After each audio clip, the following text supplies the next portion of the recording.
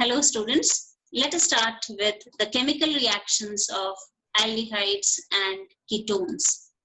So we'll see here the first chemical reaction, nucleophilic addition reactions. So we are seeing the mechanism of nucleophilic addition reactions, and you can see in this diagram, it's so well shown. This is carbonyl containing compound C double bond O. Oxygen being more electronegative in nature carries delta minus charge on it, and carbon becomes electropositive in nature, delta plus charge on it carries. So it's a carbocation. Nucleophile will attack this electron deficient carbocation from the side directly or perpendicular to the plane of this carbon atom there.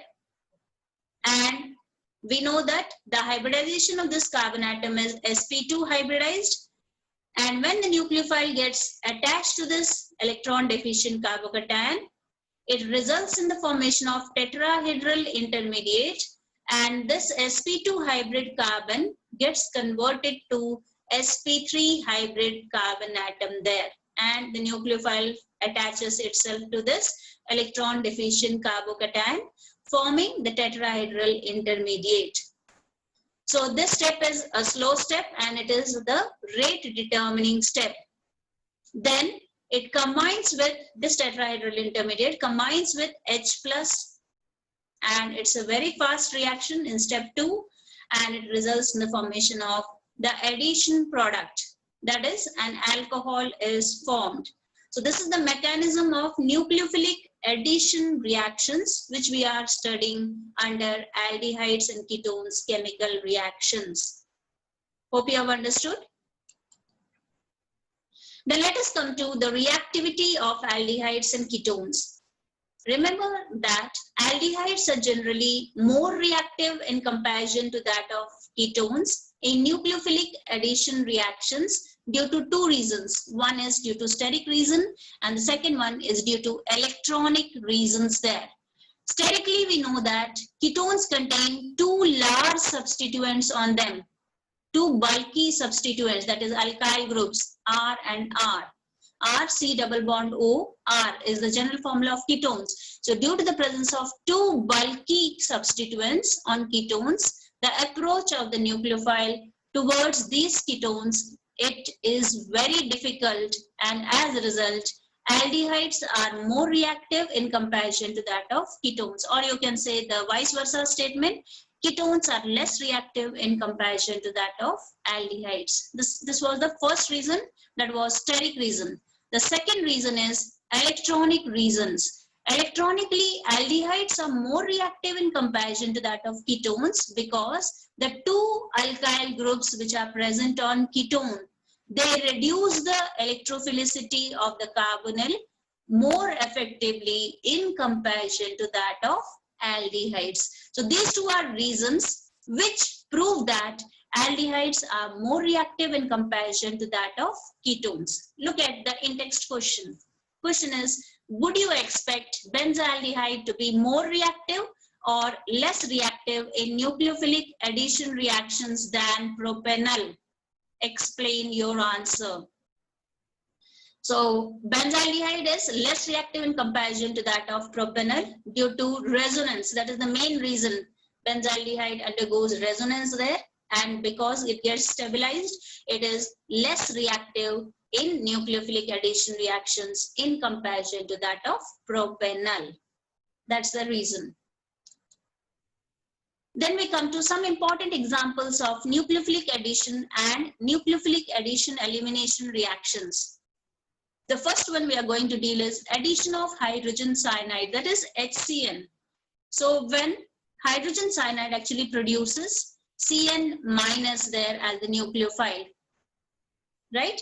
So carbonyl compound on treatment with this Cn minus cyanide nucleophile, it results in the formation of tetrahedral intermediate. I said nucleophilic addition reactions. The nucleophile attacks the carbocation directly from the perpendicular direction there to that of the carbon atom, and it gets attached, resulting in the formation of this tetrahedral intermediate. So you see, the tetrahedral intermediate is formed, O minus and Cn. Cyanide is getting attached as a nucleophile there.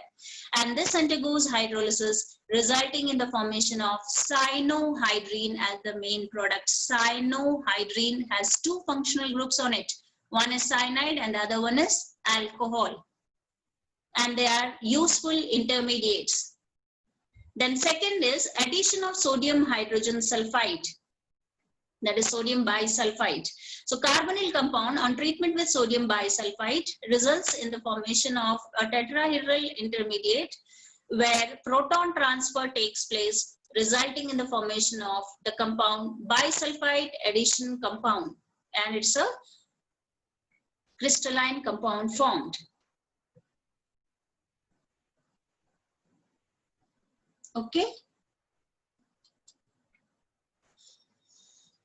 Then third is addition of Grignard's reagent. In addition of Grignard's reagent, we have read in the last chapter that primary alcohols are formed when methanol reacts with that of Grignard's reagent. HCHO on treatment with RMGX results in the formation of primary alcohols. Then other aldehydes, if we start with and treat it with Grignard's reagent, it results in the formation of secondary alcohols. And ketones, if I start with and treat it with that of your Grignard's reagent RMGX, it results in giving you tertiary alcohols. You have read this in the last chapter, that is alcohols, phenols and ethers. Then the next method is addition of alcohols.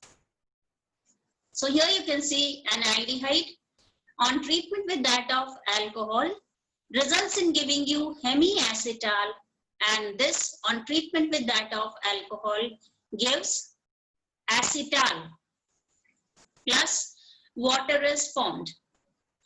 So hemiacetal means the presence of two functional groups there, one ether and the other alcohol, and which on again treatment with that of alcohol results in giving you acetal, the presence of two ethers as a functional group, that is dialkoxy compound, and it is known as acetal. Ketones reacts with ethylene glycol under similar conditions to form cyclic products called as ethylene glycol ketols, plus water is removed out. Next we come to the addition of ammonia and its derivatives. In addition of ammonia and its derivatives, you will see that when a carbonyl compound is treated with that of ammonia or its derivatives, you can see here NH2Z is given.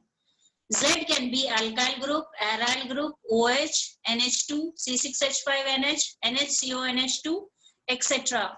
So water molecule is removed out and it results in the formation of product. And this is how addition of ammonia and its derivatives takes place. So we'll see this table that in place of Z, if I take H, that is ammonia if I am taking, it results in the formation of imine as the product. In place of Z, if I am taking R, that is amine, it results in the formation of substituted imine, that is Schiff's base is formed. In place of Z, if I consider OH, that is hydroxylamine, it results in the formation of oxime. In place of Z, if I consider NH2, that is hydrazine, it forms hydrazone. In place of Z, if I take phenylhydrazine, it forms phenylhydrazone. In place of Z, if we take 2,4-dinitrophenylhydrazine gives 2,4-dinitrophenylhydrazone. And semicarbazide results in the formation of semicarbazone respectively. I'll show you this table, explain you here on the board, this table, how carbonyl compound reacts with ammonia and its derivative and how they result in the formation of the products. This table is very important. You will learn this table by heart and see the way how you learn. I'm showing you here on the board. Very simple example. Carbonyl compound C double bond O when treated with ammonia and its derivatives. Ammonia formula is NH3. So I took here NH2,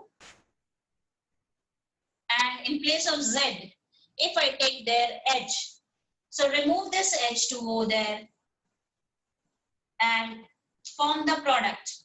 So the product that is formed is, this is there as it is, double bond gets attached with that of NH. So this compound that is formed is imine. So with ammonia, it results in the formation of imine. In place of H, that is this only I'll be replacing every time. This is Z, right? So this Z, if I replace it with that of R, so I'm replacing this with that of R. R, this is your amine. Okay, so this results in the formation of substituted imine. Substituted imine. And this substituted imine, this is called as Schiff's base. So it results in the formation of Schiff's base. Then in place of this Z, if I take hydroxylamine, OH, hydroxylamine.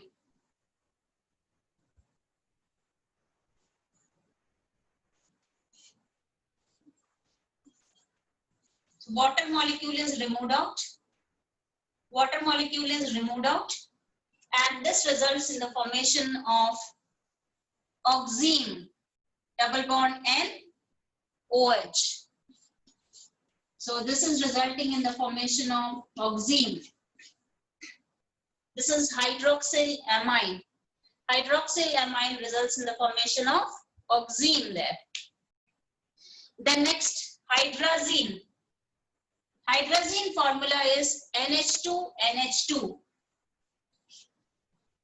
So I remove this water molecule there, and it results in the formation of hydrazone, NH2. This compound NH2NH2 is called as hydrazine. Hydrazine. And hydrazine results in the formation of hydrazone. Hydrazone. Okay. The next is phenylhydrazine. So for phenylhydrazine, we'll draw the phenyl structure. It is NH2, NH. In place of H, I'll draw this benzene ring there. And the product that is formed is C6H5. This compound will be formed. I'm drawing this once again, and I'm showing. That is phenylhydrazine. See how?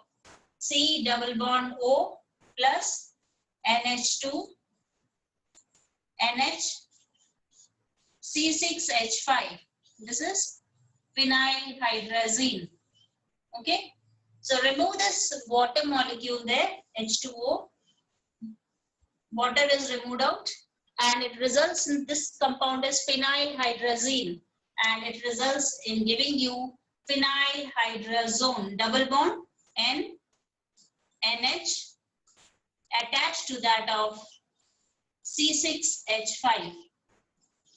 This is phenylhydrazine, resulting in giving you phenylhydrazone.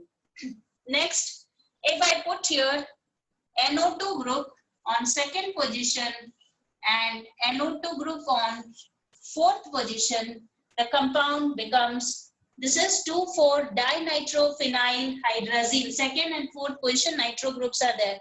So this compound is 2,4-dinitrophenylhydrazine, giving 2,4-dinitrophenylhydrazone. Hope it's clear. And the last one is carbonyl compound. When it is treated with that of semicarbazide, it results in giving you semicarbazone. So semicarbazide is having the structure NH2NH CONH2. So NH2NH CONH2. NH C double bond O NH2. The name of this compound is semicarbazide.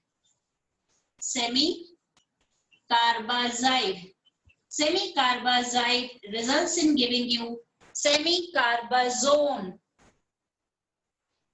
So the product water molecule will always be removed out, and the NH2 group that is far away from the carbonyl group, from that nitrogen, water will be removed, and it cannot be removed from the NH2 group that is directly attached with this carbonyl group, because there are very strong forces of attraction which are present, and so we cannot break this amide linkage there. So NH2, which is far away from the carbonyl group, from that nitrogen we can remove water. So the product that is formed, semicarbazide, results in giving you semicarbazone, NH, C double bond O, NH2. So this is semicarbazone. Semicarbazone is formed. And the table of ammonia and its derivatives is very important. C double bond O, N, NH, C double bond O, NH2. So you will learn this table by heart, as I have shown you here on the board. The way how to learn it, you can learn it in the same way. So this table is important. Next we come to the reduction, formation of aldehydes and ketones.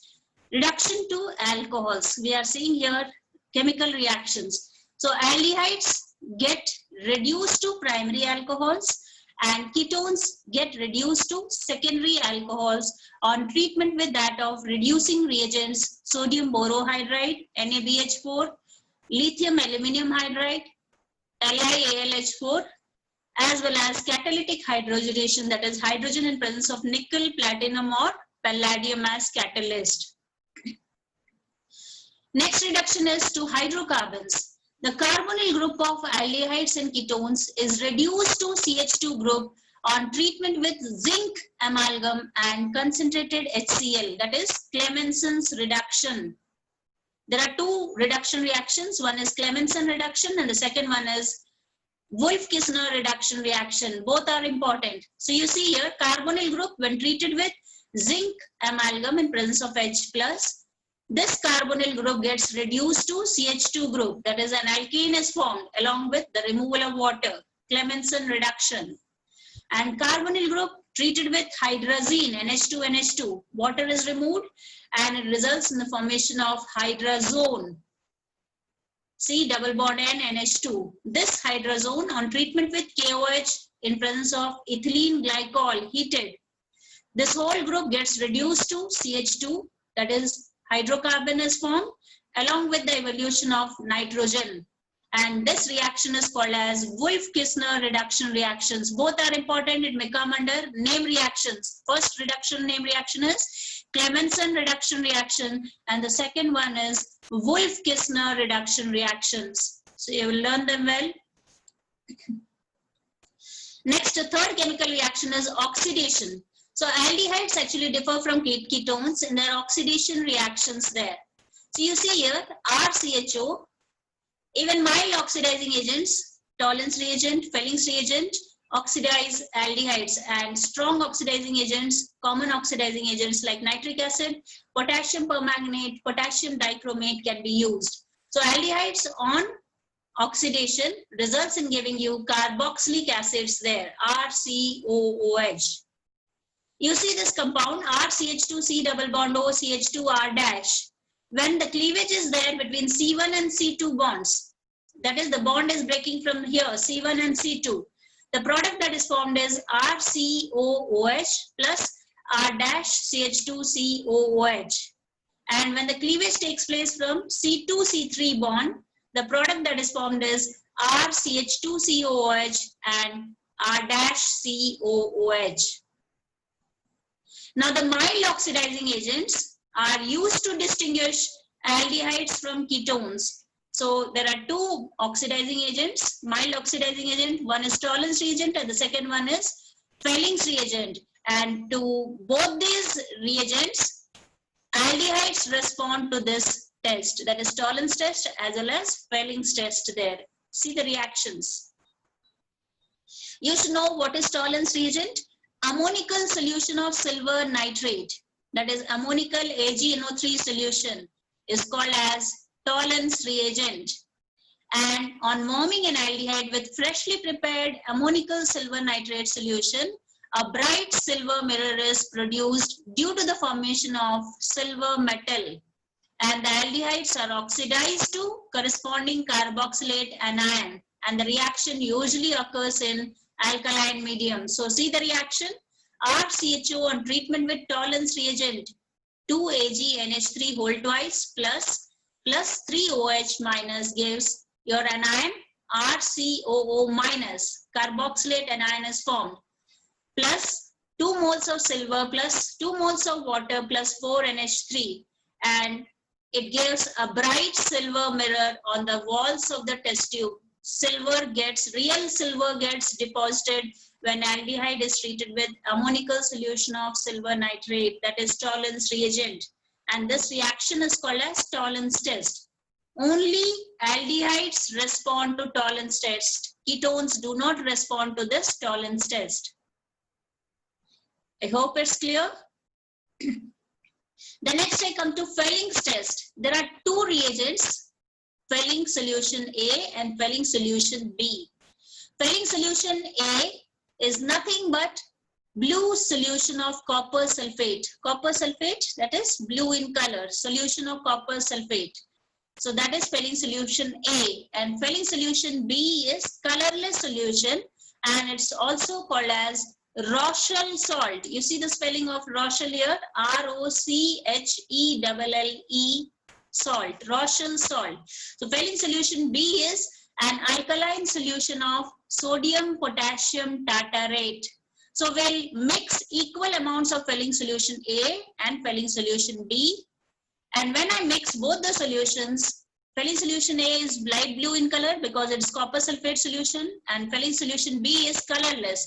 On mixing both the solution there, I get a Prussian blue color. You can see the cap, the color of this cap, and this Prussian blue, the blue ones which you can see, you get that color on mixing the two solutions of Felling solution A and B.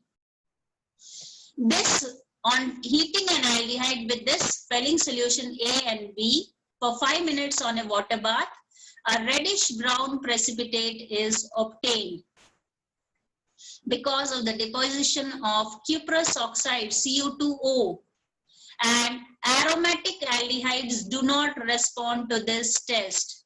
So this test is given by aliphatic aldehydes only. Ketones do not respond to this test. So the reaction is RCHO on treatment with copper ion plus hydroxide ion gives RCOO minus plus Cu2O plus 3H2O. You will do both the experiments with that of aldehyde, that is Tollens test and Felling's test, in your chemistry lab. We'll do this test, both the tests, for determination of conformation of functional group aldehyde in the given organic compound. Both the tests where you will do Tollens as well as Felling's test for the conformation of aldehydes. Then I come to the oxidation of methyl ketones by haloform reaction, and this reaction is called as haloform reaction. Haloform, halogen, X can be Cl, Br or I. I usually it is CHI3, and it is yellow color precipitate that is formed called as iodoform. So this test that is given by, this test is called as iodoform test, and when a methyl ketone means C double bond O group should be there, that is ketonic group should be there, attached directly to the methyl group CH3.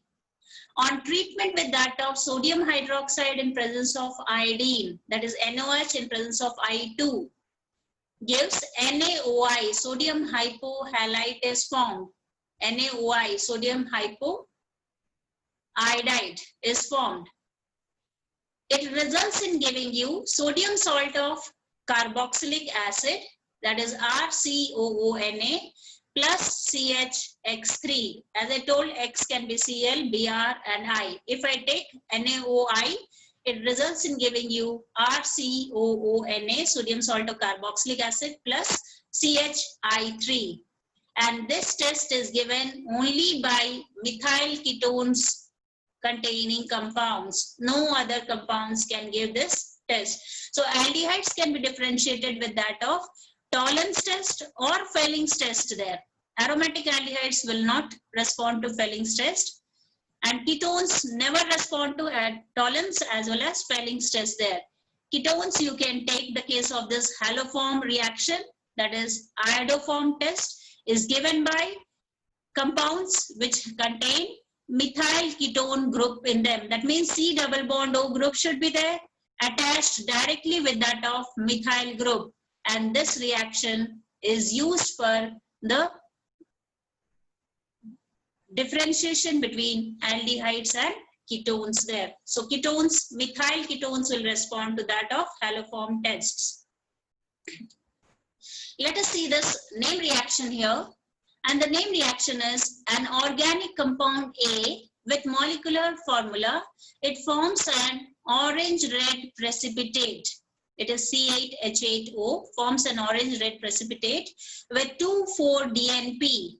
DNP, just now I discussed, it is dinitrophenylhydrazine, 2,4-dinitrophenylhydrazine.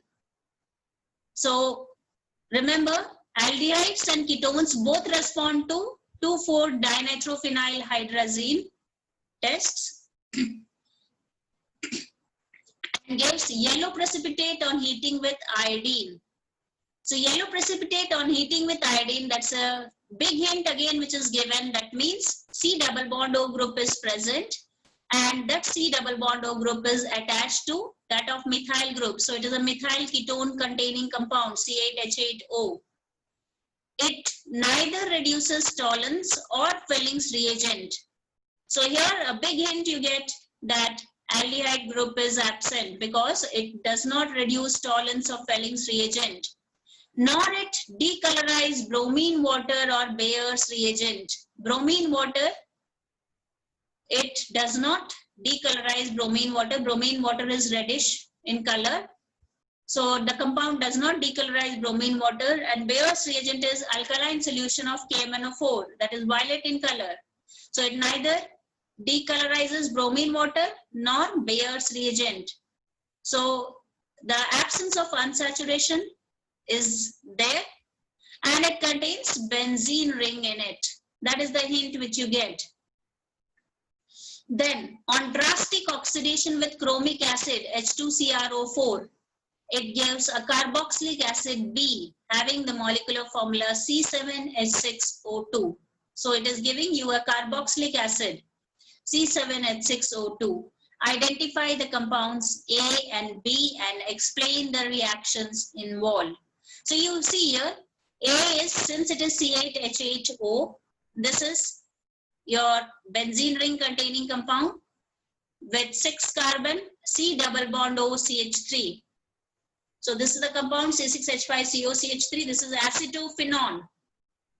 On treatment with that of 2,4-dinitrophenylhydrazine, H2O molecule is removed out, and it results in the formation of 2,4-dinitrophenylhydrazone. 2,4-dinitrophenyl derivative is formed. So we have just joined C6H5. H2O I have removed. CH3 is there on its top. Double bond. We are joining with double bond. Double bond N, NH, C6H4, NO2, NO2. This compound, and it is 2,4-dinitrophenylhydrazone is formed. So you see, A is C6H5COCH3, that is acetophenone.